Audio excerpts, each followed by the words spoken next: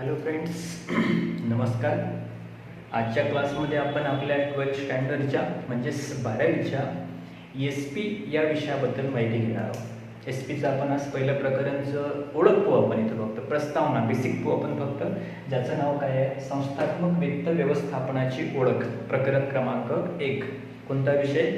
Secretarial practice, चिटणीसाची कार्यपद्धत. याचा स्टडी करूया आपण. परंतु हा स्टडी स्टार्ट करण्याच्या आधी एक गोष्ट मी तुम्हाला आवर्जून सांगेल की जो एस पीचा स्टडी आहे, ओ सीचा स्टडी आहे, अकाउंट आहे, इकॉनॉमिक्स आहे, हे जे स्टडी आहे हे स्टडी नॉर्मली खूप व्हास्ट स्टडी आहे. 20 किंवा 30 मिनिटामध्ये कंप्लीट होणारे स्टडी नाही आहे. खूप मोठा स्टडी आपल्याला याचा करावा लागते. सो आपण ज्यावेळेस आपले क्लासेस रेग्युलर आपण या लॉकडाऊन नंतर स्टार्ट होतील, आपण डीपमध्ये अत्यंत सोप्या पद्धतीनं आणि कम्प्लिटली स्टडी याचा या ठिकाणी करू, बरोबर आहे. परंतु तोपर्यंत आपण घरी बसतो. घरी बसल्यानंतर काहीतरी स्टडी करायचा किंवा काहीतरी समजलं पाहिजे आपल्याला. ते रीड केल्यानंतर, ते पुस्तकं वाचल्यानंतर काहीतरी समजलं पाहिजे.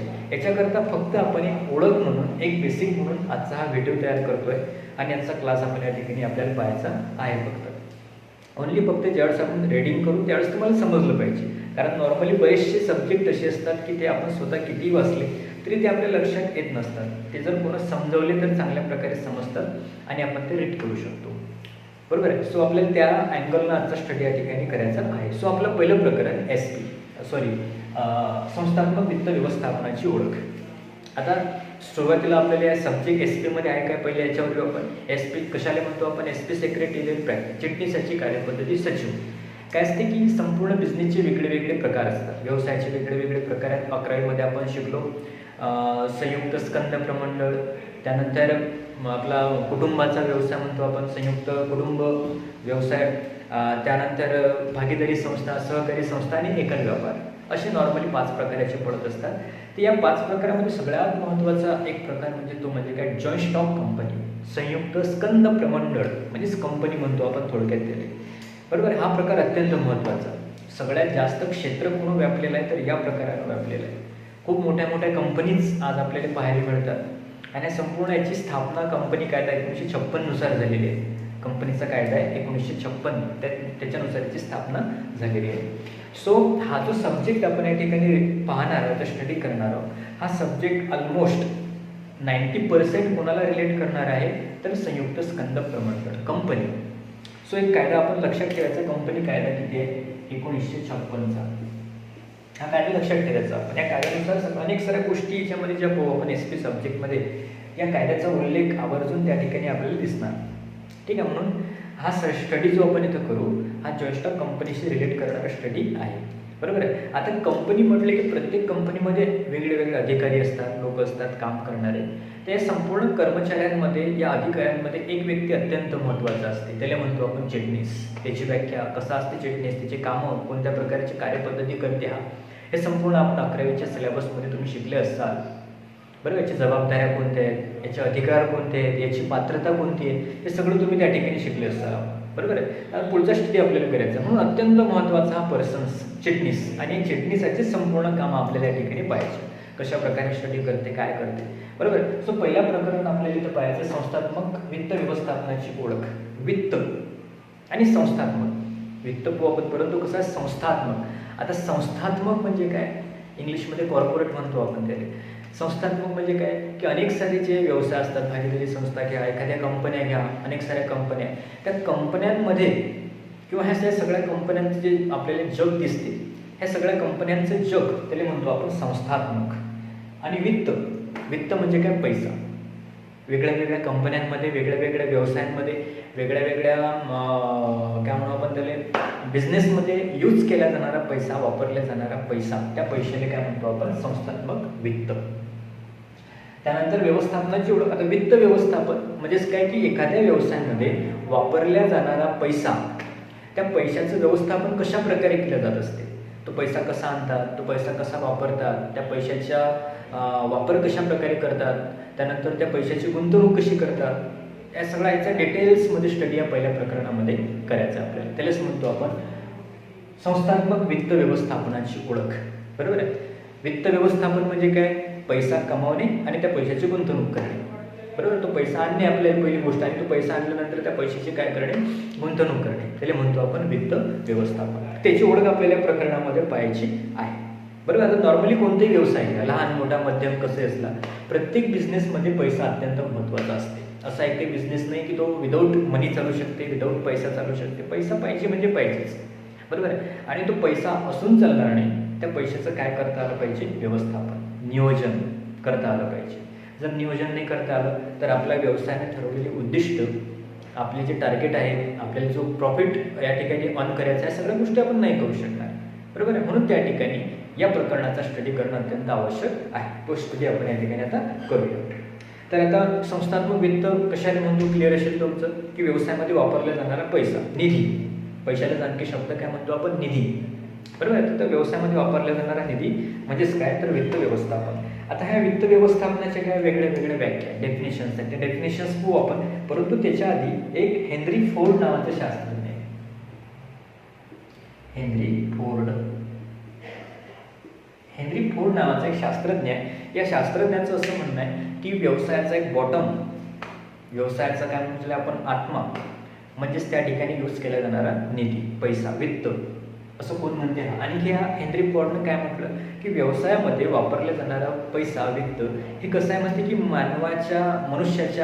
मनुष्याचे जसे पाय आणि हात आहेत, त्या पाय आणि हाताचा रोल जसा आपल्या बॉडीमध्ये आहे, तसा या वित्ताचा रोल कशामध्ये, व्यवसायामध्ये.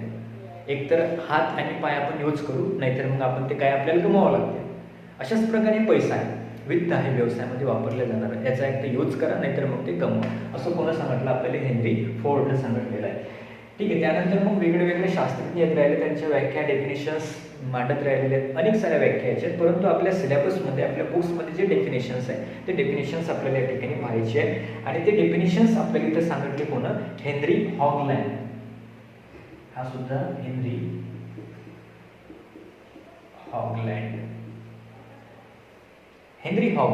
यानं आपल्याला एक डेफिनेशन सांगितली, व्याख्या सांगितली कशाची, वित्त व्यवस्थापनाची. काय म्हणता याचं बा याच्या व्याख्येमध्ये, की संस्थात्मक वित्त व्यवस्था व्यावसायिक संस्थेने केलेले भांडवल संपादन व त्याचा विनियोग या गोष्टींची हाताळणी करत असते. काय करते म्हणते तो, की संस्थात्मक जी वित्त व्यवस्था आहे, हे संस्थात्मक वित्त व्यवस्थापन हे काय करते म्हणते तो, की व्यावसायिक संस्थेने केलेले भांडवल संपादन, बरोबर आहे. कोणतीही व्यवसाय असेल, त्यांनी केलेलं भांडवल संपादन, त्यांनी त्यांच्या व्यवसायामध्ये आणलेला पैसा, कशा प्रकारे त्यांनी पैसा आणला, कुठून आणला, काय आणला, त्यांनी केलेलं भांडवल संपादन, त्याचा काय विनियोग, त्याची गुंतवणूक, विनियोग म्हणजे गुंतवणूक, इन्व्हेस्टमेंट, कशा प्रकारे गुंतवणूक करावी, प्रोडक्शनमध्ये किती गुंतवणूक करावी, सॅलरीमध्ये किती गुंतवणूक करावी, सगळ्या गोष्टी, त्याची गुंतवणूक या गोष्टींची काय करते, हाताळणी करते. म्हणजेच काय थोडक्यात, की पैसा कसा आणायचा आणि तो आणल्यानंतर तो पैसा कसा गुंतवायचा, या दोन गोष्टींचा स्टडी कोण करते, वित्त व्यवस्थापन करते, असं कोणाचं म्हणणं आहे, हेनरी हॉगलँड याचं या ठिकाणी म्हणणं आहे. समजलं, की पैसा आपल्या व्यवसायामध्ये कसा आणायचा आणि तो आणल्यानंतर त्या पैशाची एकदम प्रभावी चांगल्या प्रकारे त्याची गुंतवणूक कशी करायची, त्याचा विनियोग कसा करायचा, वापर कसा करायचा, हे कोण सांगते आपल्याला इथं, हेनरी हॉगलँड. याने सांगितलं की कोण सांगणार, आपल्याला संस्थात्मक वित्त व्यवस्थापन आपल्याला या ठिकाणी सांगते, अशी याची व्याख्या आहे. तर आता याच्या व्याख्येवरून आपण दोन गोष्टी सांगू शकतो, की हे जे आपलं संस्थात्मक वित्त व्यवस्थापन आहे, हे काय करते, आपल्याला दोन प्रकारचे निर्णय या ठिकाणी घेण्यासाठी मदत करते. मग ते कोणते दोन निर्णय आहेत. पहिला आहे वित्तीय निश्चितीचा निर्णय. काय करते, पहिले वित्तीय निश्चितीचा निर्णय.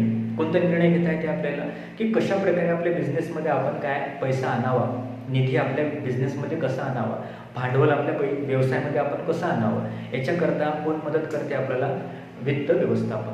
ठीक आहे. त्यानंतर हे काय करते, गुंतवणुकीचा दुसरी निर्णय म्हणजे कोणता, गुंतवणुकीचा निर्णय. गुंतवणुकीचा निर्णय म्हणजे पैसा भेटला, व्यवसायामध्ये पैसा आला, मग तो पैसा कसाही गुंतवला चालेल काय आपल्याला, नाही. जे आपले उद्दिष्ट आहेत, जे आपण ठरवलेल्या सगळ्या गोष्टी आहेत, त्या गोष्टीचा विचार करून, आचार करूनच आपल्याला काय करावं लागते, त्याची गुंतवणूक करावी लागते. मग अशी गुंतवणूक करण्याकरता कोण मदत करते, वित्त व्यवस्थापन आपल्याला त्या ठिकाणी मदत करत असते, हेल्प करत असते, बरोबर आहे. अशी हे डेफिनेशन्स, अशी व्याख्या कोण सांगितली, हेनरी हॉगलँड यांनी सांगितलेली आहे. याच्या व्याख्येवरून किंवा आतापर्यंत जो आपण अर्थ या ठिकाणी पाहिला, या अर्थावरून आपण याचे काय सांगू शकतो, महत्त्व कशाचे, वित्त व्यवस्थापनाचे, संस्थात्मक वित्त व्यवस्थापनाचे महत्त्व सांगू शकतो. आणि एक सारे महत्त्व आहे, नॉर्मली जे कॉमन आपल्या बुक्समध्ये ते महत्त्व आपण या ठिकाणी पाहू. पहिलं आहे निर्णय प्रक्रियेत मदत. पहिलं महत्त्व निर्णय प्रक्रियेत मदत. काय करते, पहिले निर्णय प्रक्रियेत मदत करते. ज्यातच पाहिला आपण 2 प्रकारचे निर्णय घ्यायचे असतात, की पैसा कुठून आणायचा, कसा आणायचा, त्यानंतर कशा प्रकारे तो गुंतवायचा, असे अनेक सारे निर्णय घ्यावे लागतात. सो त्या निर्णय प्रक्रियेमध्ये आपल्याला हे काय करते, हेल्प करत असते. बरोबर आहे. सपोज आता एक एक्झाम्पलच्या मार्फत समजून घेऊ. सपोज एक्स नावाचा एक कोण आहे, एक व्यक्ती आहे, त्याला बिझनेस स्टार्ट करायचा, व्यवसाय चालू करायचा आहे. आता व्यवसाय जर चालू करायचा तर काय लागणार आहे, त्याला पैसा लागणार आहे, भांडवल लागणार आहे. मग पैसा आणण्याकरता हा काय, तर बँकेत जाईल, नाही तर मित्रांकडे जाईल, नाहीतर मग सावकार, नाहीतर मग वित्तीय संस्था, अशा अनेक सारे माध्यम त्याच्यासमोर आहे. बरोबर आहे. मग आता बँकेत जायचं, त्यानंतर मित्रांकडून कर्ज आणायचं, सावकारांकडून पैसा आणायचा, की वित्तीय संस्थेकडून पैसा आणायचा, काय घ्यावं लागणार आहे, निर्णय घ्यावा लागणार आहे. तर अशा निर्णय घेण्याकरता कोण मदत करते, वित्त व्यवस्थापन. हे सांगते की बाबा तुम्ही सावकारांकडून जर पैसा आणला तुम्हाला परवडेल, बँकेकडून पैसा आणला तुम्हाला परवडणार नाही. अशा प्रकारचे जेवढे केवढे निर्णय असतात, हे निर्णय घेण्यासाठी आपल्याला वित्त व्यवस्थापन काय करत असते, हेल्प करत असते, मदत करत असते. त्यालाच म्हणतो आपण निर्णय प्रक्रियेत अनेक सारे निर्णय घ्यावे लागतात. बरोबर आहे. समजा व्यवसायाला 10 लाख रुपये नफा झाला, मग तो नफा आता कशा प्रकारे गुंतवायचा, परत तो आपण गुंतवायचा की ते त्या ठिकाणी लाभांश म्हणून वाटायचा, प्रश्न निर्माण झाला. अशा ठिकाणी निर्णय घेण्याकरता कोण मदत करते, आपल्याला इथं वित्त व्यवस्थापन मदत करत असतं.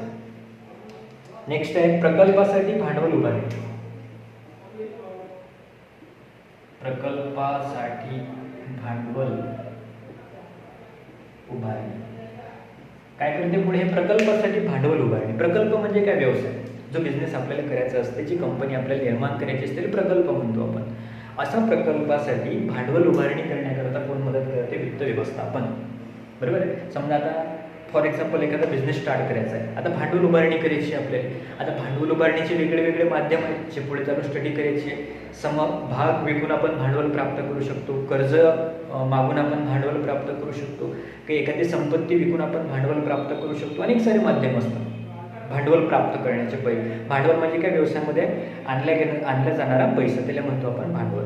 बरोबर आहे. तर प्रकल्पासाठी भांडवल उभारणी, कशा प्रकारे भांडवल उभारणी करावी, भागांच्या मार्फत करावी, कर्जाच्या मार्फत करावी, की एखादं संपत्ती विकून ते भांडवल आणावं. बरोबर आहे. हे सांगते आपल्याला, कोण सांगते, इथं वित्त व्यवस्थापन. हे सांगण्याचं काम आपलं वित्त व्यवस्थापन करत असते, त्याला म्हणतो आपण प्रकल्पासाठी भांडवल उभारणी. दुसरं महत्व. तिसरं महत्व, संशोधन विकास कार्यात मदत. संशोधन विकास कार्यात मदत काय करते, पुढे संशोधन आणि विकास कार्यात मदत करते. संशोधन, नवीन नवीन गोष्टी शोधून काढते वित्त व्यवस्थापन. बरोबर आहे. की लाभांश कसा वाटायचा, नवीन पद्धत, नफा झाला तर नवीन कसा गुंतवायचा, नवीन. बरोबर आहे. म्हणजे नवीन काहीतरी गोष्टी, नवीन संशोधन करण्याकरता वित्त व्यवस्थापन आपल्याला व्यवसायामध्ये मदत करते.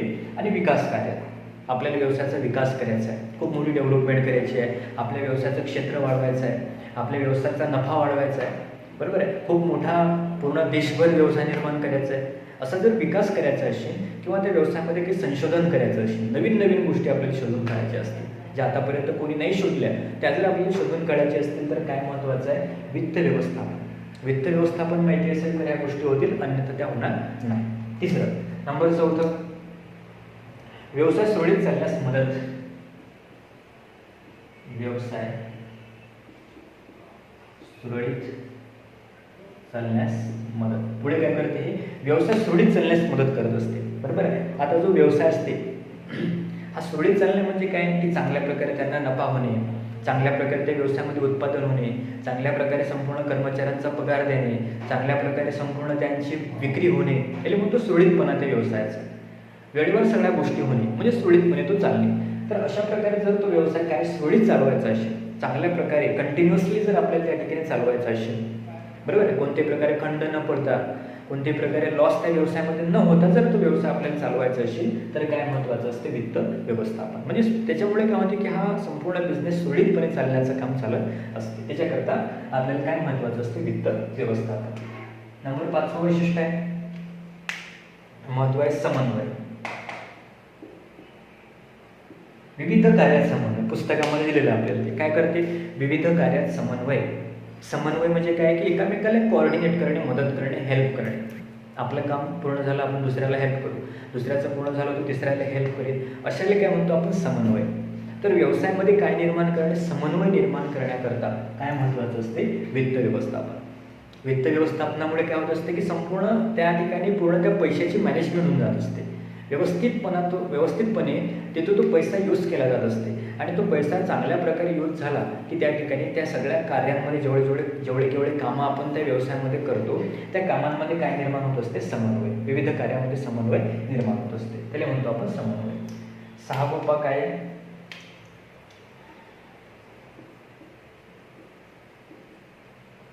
व्यवस्थापकीय जोखीम. व्यवस्थापकीय जोखीम बरोबर आहे. व्यवस्थापकीय जोखीम कमी करणे काय आणखी याचं कशासाठी महत्त्वाचं आहे ज्या व्यवसायामध्ये व्यवस्थापकीय जोखमी असतात बरोबर आहे. व्यवस्थापकीय जोखीम म्हणजे काय किंवा एखादा आपण निर्णय घेतला आपण एखादा की आपल्याला आता फायदा होईल की तोटा होईल माहीत नसतं म्हणजे जोखीम आहे. एखाद्या ठिकाणी आपण 10 लाख रुपये गुंतवतो, आता ते 10 लाख रुपये गुंतवल्यावर आपल्याला नफा होईलच खात्री आहे काय खात्री नाही आहे, जोखीम आहे त्या ठिकाणी. तर अशा जेवढ्या व्यवस्थापकीय जोखीमी असतात जे व्यवस्थापक जे कार्य करतात आणि त्यांना ज्या जोखीमी असतात त्या जोखीमी कमी करण्याचं काम देखील कोण करते वित्त व्यवस्थापक. कशा प्रकारे कमी होतील त्या की जर आपण बरोबर त्या पैशाचा विचार करून आचार करून सगळ्या गोष्टींचं ऑब्झर्वेशन करून जर तो पैसा त्या व्यवसायामध्ये वापरला तर होणारे नुकसान होणारी हानी व्यवसायामध्ये कशी होणार आहे आपली कमी होणार आहे. आणि ती कमी झाली की ज्या व्यवस्थापकीय जोखीमा असतात त्या जोखीमा देखील काय होत असतात कमी होत असतात. म्हणून अशा प्रकारे जोखीमा कमी करण्याकरता काय महत्त्वाचं आहे वित्त व्यवस्थापन महत्त्वाचं असते. नेक्स्ट 7 नंबर जुनी मालमत्ता बदल. जुनी मालमत्ता बदल बरोबर. व्यवसायामध्ये काय वेगळ्या मालमत्ता असतात. फर्निचर, बिल्डिंग, मशिनरी, कॉम्प्युटर अशा वेगळ्या काय असतात मालमत्ता असतात त्या बदलायच्या आहेत आपल्याला. मग आता बघ खरोखर आपण बदलू शकतो आपल्यामध्ये ती कॅपॅसिटी आहे काय बदलायची.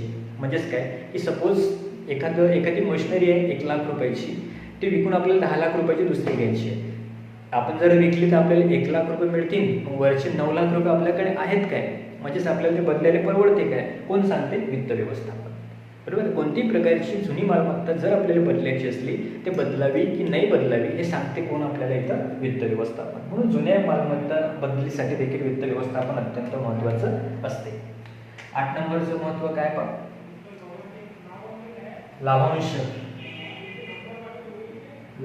वाटप म्हणून आपण याला काय लाभांश वाटप. व्यवसायामध्ये काय वाटलं जात असते लाभांश कशाला म्हणतो आपण इंग्लिशमध्ये काय म्हणतो आपण डिव्हिडंड. लाभांश म्हणजे काय की कोणत्याही व्यवसायामध्ये जो नफा होत असते त्या नफ्यापैकी जेवढा हिस्सा आपण त्या भागधारक लोकांना वाटत असतो त्या वाटल्या जाणाऱ्या हिश्श्याला आपण काय म्हणतो लाभांश. कारण कंपनीचे खरे मालक कोण असतात समहक्क भागधारक, अग्रहक्क भागधारक देखील असतात परंतु ते खरे मालक नाही समजत आपण त्यांना. म्हणजेच कंपनीचे भागधारक हे कंपनीचे मालक असतात बरोबर आहे आणि अनेक सारे भागधारक कंपनीचे असतात. मग कंपनीला ज्यावेळेस नफा होत असते तर तो नफा काय होत असते की या भागधारकांमध्ये त्याच्यातला काही हिस्सा वाटला जात असते बरोबर. त्याला म्हणतो आपण लाभांश. एक्झाम्पल घेऊ आपण. समजा कंपनीला 20,000 रुपये काय झाला नफा झाला याच्यातले 5,000 रुपये काय केले कंपनीनं संपूर्ण त्यांच्या भागधारकांना वाटून टाकले 5,000 रुपये आणि 15,000 कंपनी स्वतःकडे ठेवले. याचे 5,000 भागधारकांना वाटले हा काय झाला लाभांश. त्याला म्हणतो लाभांश. तर कंपनीला आता लाभांश वाटायचा असते दरवर्षी कंपनी लाभांशाचा वाटप करत असते. मग तो लाभांशाचा वाटप कशा प्रकारे करायचा किती टक्के लाभांश द्यायचा टोटल नफ्यातला किती टक्के नफा लोकांना वाटायचा भागधारकांना द्यायचा बरोबर. हे सांगणारी कन्सेप्ट म्हणजे कोणती वित्त व्यवस्थापन. वित्त व्यवस्थापन काय करते तर लाभांश वाटप करत असताना अनेक सारे निर्णय घेण्यासाठी आपल्याला मदत करत असते. आणि शेवटचा आहे तर कर व शुल्क वाटप. कर व शुल्क वाटप बरोबर. आता कर सगळ्यांच्या ओळखीचा. कर कशाने म्हणतो आपण प्रत्यक्ष कर, अप्रत्यक्ष कर, सेवा कर, अनेक सारे कर असतात व्यवसायामध्ये. मग हे कर देत असताना ते कशा प्रकारे दिले पाहिजे आपण ते देऊ शकतो का किंवा ते कॅशमध्ये द्यायचे की काय कशा प्रकारे हे संपूर्ण काय प्रश्न निर्माण होतात. या प्रश्नांचं उत्तर कोण देते? आपल्याला संस्थात्मक वित्त व्यवस्थापन काय करते? कर आणि शुल्क वाटप करण्यासाठी मदत करत असते. वेगळे वेगळे शुल्क भरावे लागतात. नगरपालिका शुल्क असते, स्थानिक स्वराज्य संस्थेचं काही शुल्क असते, त्यानंतर अनेक सारे कर द्यावे लागतात व्यवसायामध्ये. मग कोणाला किती कर द्यायचा, तो कसा द्यायचा, या ठिकाणी कोण मदत करते? आपल्याला वित्त व्यवस्थापन इथं मदत करत असते. बरोबर आहे. तर अशा प्रकारे थोडक्यामध्ये कमीत कमी शब्दामध्ये याचे महत्त्व एक्सप्लेन करू शकतो. खूप मोठ्या प्रकारे आपण एक्सप्लेन करू शकतो, परंतु जास्त मोठा व्हिडिओ आपण इथे तयार करू शकत नाही. त्यामुळे कमीत कमी सोप्या लँग्वेजमध्ये आपण हे करण्याचा प्रयत्न केलेला आहे. सो तुम्ही या ठिकाणी हे वाचा. आता हे ऐकल्यानंतर अनेक साऱ्या गोष्टी तुमच्या क्लिअर झाल्या असतील. म्हणजे तुम्ही ज्यावेळेस आता पुस्तक वाचाल तर तुमच्याबरोबर त्या सगळ्या गोष्टी लक्षात येतील. सो तुम्ही आता बुक्स डाउनलोड केले असतील तर परत डिस्क्रिप्शन बॉक्समध्ये मी लिंक दिलेली आहे मागच्या एका व्हिडिओमध्ये. त्या लिंकवर क्लिक करा, किंवा याही व्हिडिओमध्ये ते मी लिंक देणार, त्याच्यामध्ये तुम्ही क्लिक करा त्या लिंकवर आणि सगळे बुक्स तुमचे मराठी असेल, मराठी इंग्लिश असेल, इंग्लिशचं डाउनलोड करून घ्या आणि हा व्हिडिओ ऐकून, ह्या सगळ्या कन्सेप्ट ऐकून तुम्ही तुमच्या बुक्समध्ये रीड करा. आणि काही प्रॉब्लेम आले, काही अडचणी आले, माझ्या व्हॉट्सअप नंबरवर कॉन्टॅक्ट करा किंवा मला कॉल करा. 100% मी तुम्हाला हेल्प करेन.